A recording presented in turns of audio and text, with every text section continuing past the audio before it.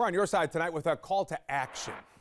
While millions of dollars have been spent on recovery after Hurricane Helene and billions more have been requested from the federal government, there are still some that might not get the funding they need to return back to normal. The storm damaged more than 7,000 private bridges, roads, and culverts across the state. And these are not serviced by the state, so it's up to individual homeowners to foot the bill. Pricey, right? The cost of a new bridge can range from around $19,000 upwards to $50,000. Our bridge is completely gone. We've heard it could be months before we get power. It could be even longer before we have a bridge and a road to actually be able to get out of our neighborhood. And while there is a new state program to help anyone in the mountains with private roads and bridge repairs, sometimes it's just not enough. In Avery County, for example, a group formed on Facebook stepped in to help an area north of Newland, about 20 miles west of Banner Elk and Grandfather Mountain. Last week, the first bridge was installed. Our photojournalist Greg Simpson has the story. We're in the south side of Avery County, North Carolina. This storm has had a devastating impact on Avery County, as it has in many western North Carolina counties. So we did experience flooding. A lot of our loss of life was by mudslides.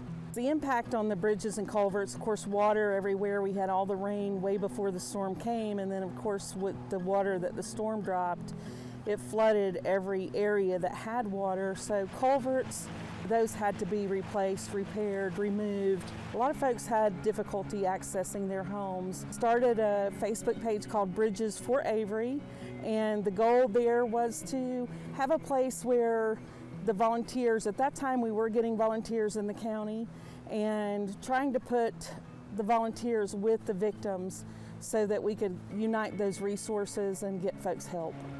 We were fortunate in the case of this bridge where a pastor in Davidson County actually saw the victims go online and make a plea for help to get a bridge. I saw a Facebook post that there was families that were still trapped and could not get off their property. And I thought it had to be fake. So I contacted the individual to see if this was a true story. And not only was it true, but it was worse than I thought.